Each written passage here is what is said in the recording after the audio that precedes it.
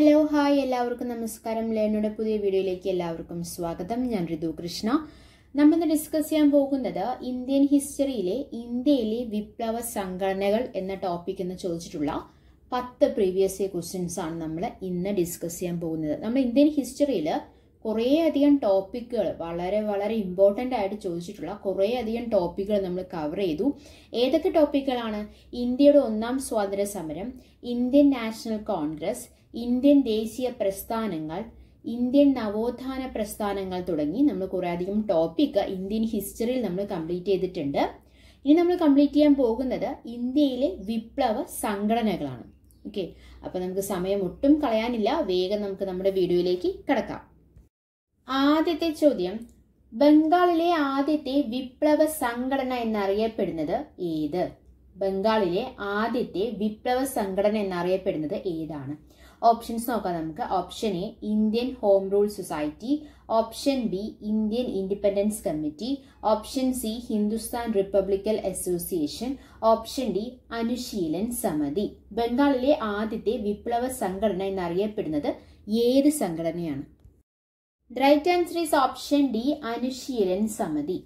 Indian സ്വാതന്ത്ര്യത്തിന്റെ സമയത്ത് രഹസ്യമായി പ്രവർത്തിച്ചിരുന്ന വിപ്ലവ സംഘടനകളിൽ ഒന്നാണ് ഏത്? അനുശീലൻ സമിതി. 1902 നിലവിൽ വന്നത്. ബംഗാളിലെ തന്നെ ആദ്യത്തെ വിപ്ലവ സംഘടന എന്നറിയപ്പെടുന്നു ഏത് തന്നെയാണ്? അനുശീലൻ സമിതി തന്നെയാണ്. അനുശീലൻ സമിതി സ്ഥാപിച്ചത് പ്രമാദ് നാഥ് മിത്ര, കൽക്കട്ടയിൽ നിന്നുള്ള ന്യായാധിപനാണ്. അതുപോലെ തന്നെ ബരീന്ദ്ര കുമാർ ഘോഷ് എന്നിവരാണ് അനുശീലൻ സമിതി സ്ഥാപിച്ചത്. അനുശീലൻ സമിതിയുമായി ബന്ധപ്പെട്ട് പ്രവർത്തിച്ചിരുന്ന വ്യക്തികൾ ആരൊക്കെ ചോദിച്ചു കഴിഞ്ഞാൽ അരവിന്ദ ഘോഷ്, ചിത്തരഞ്ജൻ ദാസ്, സുരേന്ദ്രനാഥ് ടാഗോർ, ജതീന്ദ്രനാഥ് ബാനർജി, ഭൂപേന്ദ്രനാഥ് ദത്ത എന്നിവരാണ് അനുശീലൻ സമിതിയുമായി ബന്ധപ്പെട്ട് പ്രവർത്തിച്ചിരുന്ന വ്യക്തികൾ. അനുശീലൻ സമിതി പ്രസിദ്ധീകരിച്ച ലഘുലേഖ ചോദിച്ചിട്ടുണ്ട്. ലഘുരേഖ ഏതാണ്? അനുശീലൻ സമിതി പ്രസിദ്ധീകരിച്ച ലഘുരേഖ ഏതാണ്? ഭവാനി മന്ദിറാണ്. അപ്പൊ ഭവാനി മന്ദിർ എന്ന് പറയുന്നത് ലഘുരേഖയാണെങ്കിൽ യുഗാന്തർ 1906 പ്രസിദ്ധീകരിച്ച യുഗാന്തർ എന്താണ്? അനുശീലൻ സമിതിയുടെ ആനുകാലിക പ്രസിദ്ധീകരണമാണ് യുഗാന്തർ. 1906 പ്രസിദ്ധീകരിച്ച യുഗാന്തർ. അനുശീലൻ സമിതിയുടെ ശാഖ ധാക്കയിൽ ആരംഭിച്ചതാരാണ്? പുലിൻ ബിഹാരി ദാസ് ആണ്. അപ്പോൾ ഇന്ത്യൻ സ്വാതന്ത്ര്യത്തിന്റെ സമയത്ത് രഹസ്യമായി പ്രവർത്തിച്ചിരുന്ന വിപ്ലവ സംഘടനകൾ ഒന്നാണ് ഏത്? അനുശീലൻ സമിതി. അതുപോലെ തന്നെ ഏറ്റവും ഇമ്പോർട്ടന്റ് ആയിട്ടുള്ള കാര്യം ഏതാണ്? ബംഗാളിലെ ആദ്യത്തെ വിപ്ലവ സംഘടന എന്നറിയപ്പെടുന്നത് ഏതാണ്? അനുശീലൻ സമിതിയാണ്. എന്താണ് ഇത് രൂപവൽക്കരിച്ചത്? 1902 അല്ലെ, 1902. അടുത്ത ചോദ്യം, രണ്ടാമത്തെ ചോദ്യം, പാരീസ് ഇന്ത്യൻ സൊസൈറ്റി നിലവിൽ വന്നത്? പാരീസ് ഇന്ത്യൻ സൊസൈറ്റി നിലവിൽ വന്നത് വർഷമാണ് അല്ലെ. ഓപ്ഷൻസ് നോക്കാം നമുക്ക്. Option A 1905, option B 1914, option C 1924, option D 1928. Paris Indian Society നിലവിൽ വന്ന വർഷമാണ് ചോദിച്ചിരിക്കുന്നത്. ഏതാണ് right answer? The right answer is option A 1905. അപ്പൊ നമ്മൾ തൊട്ട് മുന്നേ പറഞ്ഞു 1902 വന്നത് ഏതാണ്? അനുശീലൻ സമിതിയാണ് നിലവിൽ വന്നത് എന്ന് പറഞ്ഞു. 1905 പാരീസ് ഇന്ത്യൻ സൊസൈറ്റി നിലവിൽ വന്നു എന്ന് പറഞ്ഞു. ഇനി രണ്ടാമത്തെ ഓപ്ഷൻ നോക്കിക്കേ. 1914 ഇന്ത്യൻ ഇൻഡിപെൻഡൻസ് കമ്മിറ്റി നിലവിൽ വന്നു. 1914. 1924 option C Hindustan Republican association നിലവിൽ വന്ന വർഷമാണ് 1924. ഇനി 1928 ഹിന്ദുസ്ഥാൻ സോഷ്യലിസ്റ്റ് റിപ്പബ്ലിക്കൻ അസോസിയേഷൻ നിലവിൽ വന്ന വർഷമാണ് 1928. എന്തൊക്കെ കാര്യങ്ങളാ പറഞ്ഞേ? 1905 പാരീസ് ഇന്ത്യൻ സൊസൈറ്റി നിലവിൽ വന്നത്. 1914 1914 Indian Independence committee, 1924 Hindustan Republican association, 1928 Hindustan socialist Republican association. അതിൽ നമ്മളിപ്പോ പാരീസ് ഇന്ത്യൻ സൊസൈറ്റിനെ കുറിച്ച് പറയുകയാണെങ്കിൽ നിലവിൽ വന്ന വർഷം ഏതാണ്? 1905 ആണ് അല്ലെ, 1905 ആണെന്ന് പറഞ്ഞു. പാരീസ് ഇന്ത്യൻ സൊസൈറ്റിയുടെ സ്ഥാപകർ ആരൊക്കെയാണ്? മാഡം ബിഗാജി കാമ, BH ഗോദരേജ്, SR റാണ എന്നിവരാണ് പാരീസ് ഇന്ത്യൻ സൊസൈറ്റിയുടെ സ്ഥാപകർ. ഇന്ത്യൻ ഹോം റൂൾ സൊസൈറ്റിയുടെ ഒരു ശാഖയായിട്ടാണ് പാരീസ് ഇന്ത്യൻ സൊസൈറ്റി ആരംഭിക്കുന്നത്. ഇന്ത്യക്ക് വേണ്ടി വിദേശ മണ്ണിൽ ആദ്യമായ ഒരു പതാക ഉയർത്തിയത് ആരാണ്? മാഡം ഭികാജി ഗാമയാണ്. മാഡം ഗാമ അന്താരാഷ്ട്ര സോഷ്യലിസ്റ്റ് സമ്മേളനത്തിൽ പങ്കെടുത്തത് 1907 മാഡം ഗാമ ഉയർത്തിയ പതാക നിലവിൽ സൂക്ഷിച്ചിരിക്കുന്നത് എവിടെയാണ്? പൂനെയിലാണ് സൂക്ഷിച്ചിരിക്കുന്നത്. മറാത്ത കേസരി ഗ്രന്ഥശാലയിലാണ് മാഡം ഗാമ ഉയർത്തിയ പതാക സൂക്ഷിച്ചിരിക്കുന്നത്. അതുപോലെ നമ്മൾ പറഞ്ഞു 1914 നിലവിൽ വന്ന കമ്മിറ്റിയാണ് ഇന്ത്യൻ ഇൻഡിപെൻഡൻസ് കമ്മിറ്റി എന്ന് നമ്മൾ പറഞ്ഞു. ബെർലിൻ കമ്മിറ്റി 1915 പുനർനാമകരണം ചെയ്ത് ഇന്ത്യൻ ഇൻഡിപെൻഡൻസ് കമ്മിറ്റിയായി മാറുകയാണ് ഉണ്ടായത്. അതായത് ഇന്ത്യൻ ഇൻഡിപെൻഡൻസ് കമ്മിറ്റിയുടെ ആദ്യത്തെ പേര് എന്തായിരുന്നു? ബെർലിൻ കമ്മിറ്റി എന്നായിരുന്നു. എന്നാണ് അത് രൂപവൽക്കരണം ചെയ്തത്? എന്നാണ് നിലവിൽ വന്നത്? 1914 1914 ആണ് നിലവിൽ വന്നത്. ബെർലിൻ കമ്മിറ്റി എന്നാണ് അതിന്റെ പൂർവ്വനാമം. അതിന്റെ നേതാക്കൾ ആരൊക്കെയാണ്? വീരേന്ദ്ര ചതോപാധ്യായ, ഭൂപേന്ദ്രനാഥ് ദത്ത, ലാലാ ഹർദയാൽ എന്നിവരാണ് ബെർലിൻ കമ്മിറ്റിയിലെ നേതാക്കൾ. ഇനി ഹിന്ദുസ്ഥാൻ റിപ്പബ്ലിക്കൽ അസോസിയേഷനെ കുറിച്ച് പറയുകയാണെങ്കിൽ നിലവിൽ വന്ന വർഷം ഏതാണ്? 1924 ഹിന്ദുസ്ഥാൻ റിപ്പബ്ലിക്കൽ അസോസിയേഷന്റെ പ്രകടന പത്രിക അറിയപ്പെടുന്നത് ദ റവല്യൂഷണറി എന്ന പേരിലാണ്. പ്രസ്തുത സംഘടനയുടെ പ്രധാന ലക്ഷ്യം എന്താണ്? സംഘടിത സായുധ വിപ്ലവം വഴി കേന്ദ്രീകൃത ജനാധിപത്യ സംവിധാനം ഇന്ത്യയിൽ കൊണ്ടുവരിക എന്നതാണ് ഹിന്ദുസ്ഥാൻ റിപ്പബ്ലിക്കൽ അസോസിയേഷൻ എന്ന സംഘടനയുടെ പ്രധാന ലക്ഷ്യം. അടുത്തത് 1928 രൂപം കൊണ്ട ഹിന്ദുസ്ഥാൻ സോഷ്യലിസ്റ്റ് റിപ്പബ്ലിക്കൽ അസോസിയേഷൻ ആണ്. ഹിന്ദുസ്ഥാൻ സോഷ്യലിസ്റ്റ് റിപ്പബ്ലിക്കൽ അസോസിയേഷൻ അറിയപ്പെടുന്ന മറ്റൊരു പേര് ഏതാണ്? ഹിന്ദുസ്ഥാൻ സോഷ്യലിസ്റ്റ് റിപ്പബ്ലിക്കൽ ആർമി എന്നാണ്, അല്ലെങ്കിൽ HSRA, ഹിന്ദുസ്ഥാൻ സോഷ്യലിസ്റ്റ് റിപ്പബ്ലിക്കൽ ആർമി. നിലവിൽ വന്ന വർഷം 1928 അല്ലെ. അതാരൊക്കെയാണ് സ്ഥാപിച്ചത്? ചന്ദ്രശേഖർ ആസാദ്, ഭഗത് സിംഗ്, സുഖദേവ് എന്നിവരാണ് HSRA സ്ഥാപിച്ചത്. ആരൊക്കെയാണ്? ചന്ദ്രശേഖർ ആസാദ്, ഭഗത് സിംഗ്, സുഖദേവ്. മൂന്നാമത്തെ ചോദ്യം, ബംഗാൾ ഗവർണറായിരുന്ന സ്റ്റാൻലി ജാക്സനെ സർവകലാശാലയുടെ ബിരുദാനന്ദ ചടങ്ങിൽ വധിക്കാൻ ശ്രമിച്ചത് ആരാണ്? ഓപ്ഷൻസ് നോക്കാം നമുക്ക്. Option A Preetilata Waddedar, option B Aruna Asaf Ali, option C madam Cama, option D Bina Das. Bengal ഗവർണറായിരുന്ന സ്റ്റാൻലി ജാക്സനെ സർവകലാശാലയുടെ ബിരുദദാന ചടങ്ങിൽ വധിക്കാൻ ശ്രമിച്ചത് ആരാണെന്നാണ് ചോദ്യം. ആരാണ്? The right answer is option D, Bina Das. Bengal ഗവർണറായിരുന്ന സ്റ്റാൻലി ജാക്സനെ സർവകലാശാലയുടെ ബിരുദദാന ചടങ്ങിൽ വധിക്കാൻ ശ്രമിച്ചത് ആരാണ്? ബീനാദാസ് ആണ്. അഞ്ചാമത്തെ ചോദ്യം, ഇന്ത്യൻ വിപ്ലവ പ്രസ്ഥാനമായ അനുശീലൻ സമിതി. നോക്കിക്കുക, അനുശീലൻ സമിതിനെ കുറിച്ചുള്ള രണ്ടാമത്തെ ചോദ്യമാണ്. ഇന്ത്യൻ വിപ്ലവ പ്രസ്ഥാനമായ അനുശീലൻ സമിതി എന്ന സംഘടന സ്ഥാപിക്കപ്പെട്ട സ്ഥലം. ഇത് നമുക്ക് അറിയാം അല്ലെ. ആദ്യത്തെ ക്വസ്റ്റ്യന്റെ ആൻസർ അറിയുന്ന ഒരാൾക്ക് ഈ ക്വസ്റ്റ്യൻ നമുക്ക് ആൻസർ ചെയ്യാൻ പറ്റും. വീണ്ടും ചോദിച്ചു, റീസെന്റ് ആസ്ക് ചെയ്തിരിക്കുന്ന ഒരു ക്വസ്റ്റ്യൻ, റീസെന്റ് ചോദിച്ചിരിക്കുന്ന ഒരു ക്വസ്റ്റ്യൻ ആണിത്. അപ്പൊ ഓപ്ഷൻസ് നോക്കാം നമുക്ക്. Option A Punjab, option B Dhaka, option C Maharashtra, option D Bengal. ഏതാണ്? ഇന്ത്യൻ വിപ്ലവ പ്രസ്ഥാനമായ അനുശീലൻ സമിതി എന്ന സംഘടന സ്ഥാപിക്കപ്പെട്ട സ്ഥലം ഏതാണ്? പഞ്ചാബാണോ, മഹാരാഷ്ട്രയാണോ, ധാക്കയാണോ, ബംഗാളാണോ?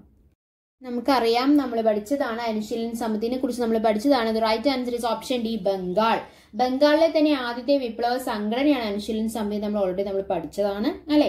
ഇന്ത്യൻ സ്വാതന്ത്ര്യത്തിന്റെ സമയത്ത് രഹസ്യമായി പ്രവർത്തിച്ചിരുന്ന വിപ്ലവ സംഘടനകൾ ഒന്നാണ് അനുശീലൻ സമിതി. എന്നാണ് അത് രൂപം കൊണ്ടത്?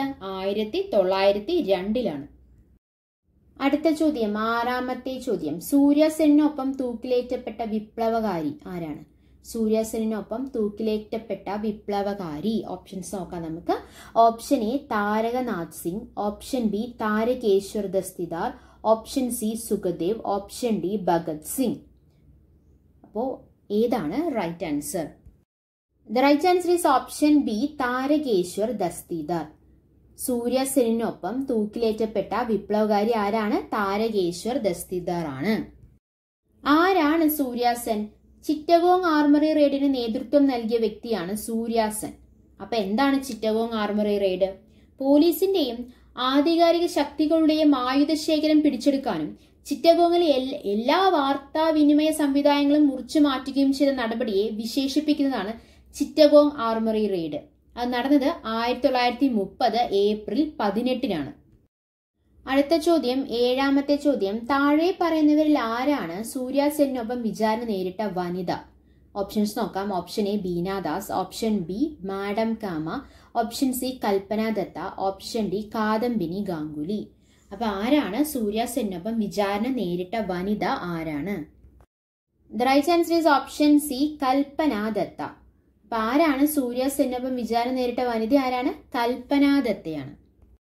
വിപ്ലവകാരികളുടെ സംഘടനയിലെ വനിതാ നേതാക്കളായിരുന്നു പ്രീതിലത വഡേദാറും അതുപോലെ തന്നെ കൽപ്പന ദത്തയും. പ്രീതിലത ചിറ്റഗോങ്ങിലെ യൂറോപ്യൻ ക്ലബ്ബ് ആക്രമിച്ചത് എപ്പോഴാണ്? 1932 സായുധ സ്വാതന്ത്ര്യ പ്രസ്ഥാനത്തിലെ അംഗമായിരുന്ന വനിതയാണ് കൽപ്പന ദത്ത. അപ്പോ സൂര്യ സെന്നിനൊപ്പം വിചാരണ നേരിട്ട വനിത ആരാണ്? കൽപ്പന ദത്തയാണ്.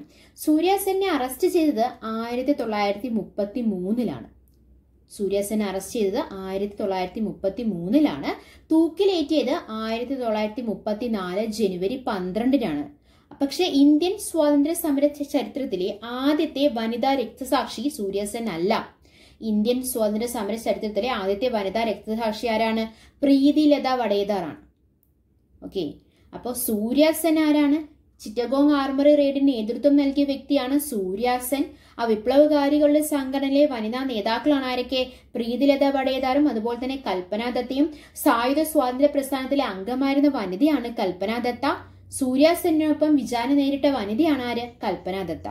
സൂര്യ സെന്നിനെ അറസ്റ്റ് ചെയ്തത് 1933 തൂക്കിലേറ്റിയത് 1934 ജനുവരി 12. എന്നിരുന്നാൽ കൂടി ഇന്ത്യൻ സ്വാതന്ത്ര്യ സമര ചരിത്രത്തിലെ ആദ്യത്തെ വനിതാ രക്തസാക്ഷി സൂര്യ സെൻ അല്ല, അത് പ്രീതിലത വഡേദാറാണ്. ഇന്ത്യൻ ചരിത്രത്തിൽ സൂര്യ സെൻ അറിയപ്പെടുന്ന പേര് മാസ്റ്റർ ഡ എന്നാണ്. മാസ്റ്റർ ഡ. അടുത്ത ചോദ്യം, 8ാമത്തെ ചോദ്യം. ബ്രിട്ടീഷ് ഇന്ത്യയിലെ ഏറ്റവും വലിയ ഗോത്രവർഗ കലാപം ഏതാണ്? ബ്രിട്ടീഷ് ഇന്ത്യയിലെ ഏറ്റവും വലിയ ഗോത്രവർഗ കലാപം. ഓപ്ഷൻസ് നോക്കാം നമുക്ക്. ഓപ്ഷൻ എ മുണ്ട കലാപം, ഓപ്ഷൻ ബി കോൾ കലാപം, ഓപ്ഷൻ സി സന്താൾ കലാപം, ഓപ്ഷൻ ഡി പഹാരിയ കലാപം. ബ്രിട്ടീഷ് ഇന്ത്യയിലെ ഏറ്റവും വലിയ ഗോത്രവർഗ കലാപം ഏതാണ്? The right answer is option C Santhal കലാപം. ബ്രിട്ടീഷ് ഇന്ത്യയിലെ തന്നെ ഏറ്റവും വലിയ ഗോത്രവർഗ കലാപം ഏതാണ്? സന്താൾ കലാപമാണ്. അടുത്ത ചോദ്യം, 9ാമത്തെ ചോദ്യം. ഇന്ത്യൻ ദേശീയ പ്രസ്ഥാനത്തിന്റെ നഴ്സറി എന്നറിയപ്പെടുന്ന സ്ഥലം ഏതാണ്? ഇന്ത്യൻ ദേശീയ പ്രസ്ഥാനത്തിന്റെ നഴ്സറി എന്നറിയപ്പെടുന്ന സ്ഥലം ഏതാണ്? ഓപ്ഷൻസ് നോക്കാം നമുക്ക്. Option A Delhi, option B Bengal, option C Kanpur, option D Punjab. The right answer is option B Bengal. Bengal എന്ന ആൻസർ വരുന്ന 2ാമത്തെ ക്വസ്റ്റ്യൻ ആണ് അല്ലെ. ഇന്ത്യൻ ദേശീയ പ്രസ്ഥാനത്തിന്റെ നഴ്സറി എന്നറിയപ്പെടുന്ന സ്ഥലം ഏതാണ്? ബംഗാളാണ്. കാരണം എന്താണ്? അവിടെയാണ് ആദ്യത്തെ വിപ്ലവ സംഘടനയായിട്ടുള്ള അനുശീലൻ സമിതി അല്ലെ. അനുശീലൻ സമിതി എന്ന സംഘടന സ്ഥാപിക്കപ്പെട്ട സ്ഥലം അത് ബംഗാളാണ് നമ്മൾ പറഞ്ഞു. അപ്പൊ അനുശീലൻ സമിതി അവിടെയാണ് ആദ്യം. അതുകൊണ്ട് തന്നെയാണ് അതിന് എന്ത് പറയുന്നത്? ഇന്ത്യൻ ദേശീയ പ്രസ്ഥാനത്തിന്റെ നഴ്സറി എന്നറിയപ്പെടുന്നത്. അവസാനത്തെ ചോദ്യം, 10ാമത്തെ ചോദ്യം. വിധവകളുടെ വിദ്യാഭ്യാസത്തിന്റെ ഉന്നമനത്തിനായി ശാരദാ സദൻ സ്ഥാപിച്ചത് ആരാണ്? വിധവകളുടെ വിദ്യാഭ്യാസത്തിന്റെ ഉന്നമനത്തിനായി ശാരദാ സദൻ സ്ഥാപിച്ചത് ആരാണ്? ഓപ്ഷൻസ് നോക്കാം നമുക്ക്. Option A Annie Besant, option B Veeresalingam, option C Pandita Ramabai, option D ചട്ടമ്പി സ്വാമികൾ.